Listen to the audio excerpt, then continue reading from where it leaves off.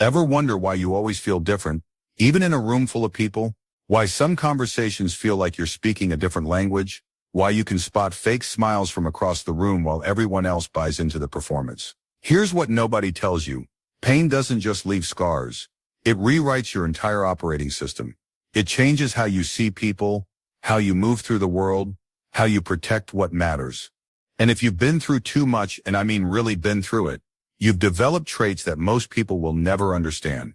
Look, this isn't some feel-good therapy session where I tell you everything happens for a reason. This is about the cold, hard reality of what trauma does to your psychology. It's about the invisible armor you've built, the silent strengths you've developed, and the hidden superpowers that come from surviving what would break most people. But here's the kicker. You probably don't even realize how different you've become. See, trauma isn't just about big, dramatic events. It's about prolonged hardship. It's about betrayal that cuts deep. It's about being let down when you needed support most. It's about learning, sometimes way too early, that the world isn't safe and people aren't always who they claim to be. And your brain adapted. It had to. Survival mode isn't just a phase you go through. It becomes your default programming. And that programming creates patterns, behaviors, ways of being that separate you from people who've lived easier lives. Today we're diving into 6 hidden traits that quietly emerge from deep pain. These aren't weaknesses. They're adaptations. They're signs that you've been through the fire and came out forged differently. Some of these traits serve you.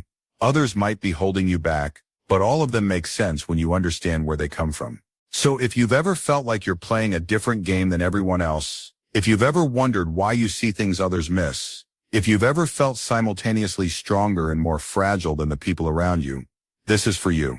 The first trait is probably the most exhausting one. You've become the invisible caretaker. You try to keep everyone happy, and it's slowly killing you. Now, this doesn't mean you're weak or codependent. It means your pain taught you something most people never learn: how much damage one person's suffering can cause. You know what it feels like when someone you trust falls apart. You know what it's like when the people who should protect you can't even protect themselves. So you made a decision, probably without even realizing it. You would never let anyone feel what you felt. You became the one who checks on everyone. The one who remembers birthdays. The one who notices when someone's smile doesn't reach their eyes. The one who texts back immediately because you know what it's like to reach out and get silence. This is textbook trauma response, but it goes deeper than most people realize. You developed what psychologists call a savior complex, but not the obnoxious kind where you think you're better than everyone. The dangerous kind where you think you're responsible for everyone. You see someone struggling, and you don't just want to help, you feel like you have to. Because somewhere deep in your programming is the belief that if you don't step in, something terrible will happen. And you can't let that happen. Not again. The problem, you're running yourself into the ground trying to save everyone while forgetting to save yourself. You're giving energy you don't have to people who might not even appreciate it. You're solving problems that aren't yours to solve, and carrying burdens that aren't yours to carry. And here's the cruel irony. The people you're trying to save often don't understand what you're doing or why you're doing it. They take your care for granted because they've never lived without it. They've never had to be their own caretaker at age 12 or 16 or 22. Setting boundaries feels like abandonment, because abandonment is what you're most afraid of causing. But here's what you need to understand. Taking care of yourself isn't selfish. It's necessary. You can't pour from an empty cup, and you've been running on fumes for way too long. The second trait is probably the most misunderstood. You've built a fortified heart. You struggle to trust and people think you're cold, but you're not cold. You're careful. See, pain is the world's best teacher when it comes to pattern recognition. You've learned to spot red flags that others miss completely. You've developed an almost supernatural ability to sense when someone's words don't match their energy. When their smile is just a little too perfect. When their story has holes they're hoping you won't notice. This isn't paranoia. This is intelligence. This is your nervous system doing exactly what it's designed to do. Protect you from threats. And if you've been betrayed by people you trusted, if you've been hurt by people you loved, your definition of threat has expanded to include emotional danger, not just physical. Judith Herman, one of the leading trauma researchers, talks about how trauma survivors develop hypervigilance, a state where you're constantly scanning for danger. But it's not just about obvious threats. It's about subtle inconsistencies. It's about people who say one thing and do another. It's about promises that feel too good to be true because experience has taught you they usually are. So you take your time, you watch, you listen not just to what people say, but to what they don't say. You pay attention to how they treat waiters, how they talk about their exes, how they respond when they don't get their way, because you know that character reveals itself in the small moments, not the grand gestures. People call this trust issues, like it's some kind of defect. But let me tell you something, trusting the wrong person can destroy your life. You know this because maybe it already has. So when you're slow to open up, when you keep certain cards close to your chest, when you maintain some distance even with people you care about, that's not dysfunction. That's wisdom. The challenge is knowing when to lower the walls with the right people. Because not everyone is going to hurt you. Some people are actually safe. Some people have earned access to your inner world. But healing happens at your own pace, not on anyone else's timeline. It's okay to be cautious. It's okay to take your time. It's okay to trust slowly and verify everything. Your heart has been through enough. Protecting it is not just reasonable. It's necessary. The third trait might surprise you. You've become a seeker of safety. You crave control and routine in ways that might seem obsessive to others, but make perfect sense when you understand your history. When your world has been chaos, when you've lived through unpredictability and instability, when you've had the rug pulled out from under you more times than you can count, your brain becomes obsessed with creating order. Not because you're controlling by nature, but because control equals safety, and safety is what you've been missing. Your morning routine isn't just a routine, it's a ritual. It's a way of telling your nervous system that today is predictable, that you're in charge, that nothing is going to blindside you. Your organized space isn't just neat, it's a fortress. It's proof that at least in this one area of your life, everything has its place and everything is where it should be.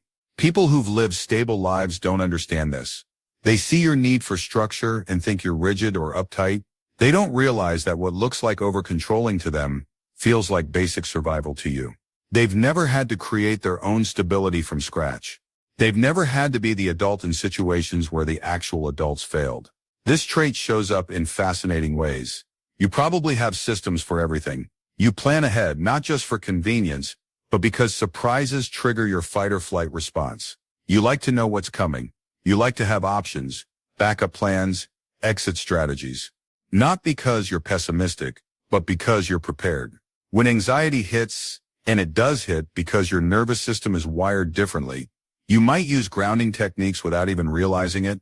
The 5-4-3-2-1 method. 5 things you can see, 4 things you can touch, 3 things you can hear, 2 things you can smell, 1 thing you can taste. It brings you back to the present moment, back to what you can control. Here's what people don't understand. This isn't over-controlling. This is reclaiming peace. This is your way of creating the safety you never had. Every routine, every system, every moment of order is you telling your younger self that things are different now, that you're in charge now. That chaos doesn't get to win anymore. You've become a quiet warrior. Your resilience is silent but fierce. And most people have no idea what you're capable of. See, resilience isn't what Hollywood shows you. It's not the dramatic comeback speech or the triumphant music. It's not the loud declarations of strength or the motivational poster quotes. Real resilience is quiet. It's getting up every day, even when everything in you wants to stay in bed. It's handling crisis after crisis without falling apart. It's being the rock for everyone else, while your own foundation is shaking. You've learned to carry weight that would crush other people, and you do it so naturally that nobody even notices. You're the single parent juggling 3 jobs and somehow still making it to every school play. You're the one taking care of aging parents while managing your own family. You're the friend everyone calls in crisis because they know you'll figure it out. But here's what's wild. You don't even see this as strength. To you, it's just Tuesday. It's just what you do because it's what needs to be done. You don't celebrate your resilience because you're too busy using it. This is what trauma does. It shows you that you're capable of surviving things you thought would kill you. It proves that you have resources you didn't know existed. It teaches you that you can function unbroken, that you can solve problems while your world is falling apart, that you can be strong for others even when you're barely holding it together yourself. The world celebrates the loud heroes, the ones who make speeches and write books about their journey. But the real heroes are the quiet ones. The ones who show up anyway. The ones who do what needs to be done without fanfare or recognition. The ones who save themselves and everyone around them without asking for applause. Your resilience isn't flashy, but it's real. It's not perfect, but it's powerful. And most importantly, it's yours. You built it from scratch, one crisis at a time, one day at a time, one decision to keep going at a time. The fifth trait is both your greatest strength and your biggest weakness. You've become hyper-independent. You learn that if you want something done right, if you want it done at all, you have to do it yourself. This didn't happen by choice. Independence was forced on you. Maybe the people who should have supported you weren't capable of it. Maybe they were dealing with their own demons. Maybe they made promises they couldn't keep or commitments they wouldn't honor. Maybe you learned the hard way that depending on others is a luxury you couldn't afford. So you adapted. You became self-sufficient out of necessity. You learned to solve your own problems, heal your own wounds, celebrate your own victories, and pick yourself up from your own failures. You became a one-person army because the cavalry wasn't coming. This serves you in incredible ways. You're resourceful in ways that amaze people. You can figure things out that stump others. You don't need external validation to know your worth. You don't need someone else's permission to make decisions about your life. You've got skills and capabilities that people who've always had support networks never develop. But here's the shadow side. You've become so good at being alone that you don't know how to be with others anymore. You've become so used to carrying everything yourself that accepting help feels foreign, even dangerous. Because what if they let you down? What if they disappoint you like everyone else did? What if you start depending on them and they leave? So you keep people at arm's length, not because you don't care about them, but because caring makes you vulnerable. And vulnerability is something you can't afford. You say yes to helping others and no to being helped. You give support, but struggle to receive it. You'd rather struggle alone than risk being disappointed again. But here's what you need to understand. Letting someone help you isn't weakness. It's courage. It's the ultimate act of strength. Choosing to trust despite your history. Choosing to believe that not everyone will let you down even though some people have. The right people won't see your independence as a challenge to overcome. They'll see it as a sign of your strength and respect the boundaries you've built. They won't try to rescue you because they understand you don't need rescuing. They'll just be there consistently, proving through actions that they're different from the people who hurt you. Hyper-independence kept you alive, but isolation might be what kills your spirit. The goal isn't to become dependent, it's to become interdependent, to find people worthy of your trust and then slowly, carefully, let them prove it. The sixth and final trait is perhaps the most profound. You've become a meaning maker. You don't just survive pain, you transform it. You turn your wounds into wisdom, your struggles into strength, your trauma into purpose. This is what separates people who've been through too much from people who've been through just enough. When life breaks you open, you have two choices. Become bitter or become better. And you chose better, even when it was harder. You've asked the questions that most people never have to ask. Why me? Why this? Why now? And somewhere in that dark night of the soul, you found answers. Not easy answers, not comfortable answers, but real answers. You discovered that meaning isn't something that happens to you. It's something you create from what happens to you. Psychologists call this post-traumatic growth, the idea that trauma, while devastating, can also be transformative. That sometimes you have to be broken before you can be rebuilt stronger. That sometimes the worst things that happen to you become the source of your greatest gifts. You see this everywhere once you start looking. The abuse survivor who becomes a therapist. The addict who becomes a counselor. The person who lost everything, who teaches others how to rebuild. The one who was betrayed who helps others recognize the signs. The one who was abandoned who creates the safe spaces they never had. Your pain wasn't meaningless. It was preparation. It was training for a mission you didn't know you were being prepared for. It gave you empathy that can't be taught, wisdom that can't be learned from books, and strength that can't be faked. You don't just survive, you transform. You take the worst parts of your story and turn them into the best parts of your purpose. You use your scars as roadmaps to help others navigate their own dark territories. You become living proof that people can not only survive the unsurvivable but thrive because of it. This is your superpower, the ability to find light in darkness, hope in despair, purpose in pain. You don't minimize your trauma or pretend it was a gift. You acknowledge that it sucked and it hurt and it changed you, but you refuse to let it define you. Instead, you use it to refine you. Now, if you recognize yourself in these 6 traits, and I'm betting you recognize yourself in most of them, I want you to understand something crucial. You're not broken. You're not damaged goods. You're not too much or too intense or any of the other labels people might have given you. You're someone who has been through fire and came out forged differently. You're someone who learned lessons that can't be taught in classrooms or read in self-help books. You're someone who developed capabilities that people living easier lives never need to develop. These traits, the caretaking, the careful trust, the need for control, the quiet resilience, the hyper-independence, the meaning-making, they're not flaws to be fixed. They're adaptations to be understood. They're signs of intelligence, not dysfunction. They're proof of your strength, not evidence of your weakness. But here's the thing about survival traits. They're designed to get you through crisis, not to help you thrive in peace. Some of these patterns that served you in chaos might be limiting you in calm. Some of the walls that protected you from the wrong people might be keeping out the right ones. Some of the independence that saved you might be isolating you now. Healing isn't about going back to who you were before the pain. That person is gone. And honestly, they were probably more naive than you'd want to be again. Healing is about stepping into who you're meant to be now. It's about keeping the gifts that trauma gave you while releasing the limitations it imposed.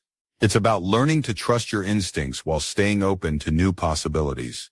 It's about maintaining your boundaries while allowing the right people inside them. It's about using your strength to build something beautiful, not just to survive something terrible. You don't heal by forgetting what happened to you.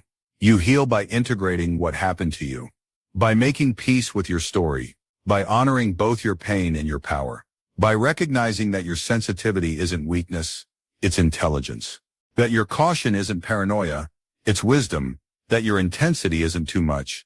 It's exactly what the world needs from someone who understands what it means to fight for what matters. The world needs people who've been through too much. We need your empathy, your resilience, your ability to spot what others miss. We need your capacity to find meaning in chaos and hope in darkness. We need your strength that's been tested and proven. We need your wisdom that's been earned, not learned. You're not like everyone else, and that's not a bug. It's a feature. You see deeper, feel more, understand things that people living surface-level lives never will. You've developed psychological muscles that most people don't even know exist. You've survived what would break others and thrived where others would barely survive. Your traits aren't signs that you're damaged. They're signs that you're powerful. They're evidence of your capacity to adapt, overcome, and transform. They're proof that human beings are incredibly resilient and that you are incredibly strong. So stop apologizing for being intense. Stop dimming your light to make others comfortable. Stop thinking there's something wrong with you because you process life differently than people who've never had their world shattered and had to rebuild it from scratch. You're not broken. You're breaking through. You're not too much. You're exactly enough. You're not damaged. You're developed in ways that trauma-free people never will be. The people who are meant to be in your life will see your traits as strengths, not problems to be solved. They'll appreciate your depth, respect your boundaries, and understand your intensity. They'll see your caution as wisdom, your independence as strength, and your ability to create meaning as the gift it is. And for those who don't understand, who think you're too complicated or too much work, they're not your people. Your people will get it. Your people will see the warrior behind the walls. Your people will appreciate the journey that made you who you are, instead of wishing you were someone else. You've been through too much, yes, but you've also become too powerful to settle for too little.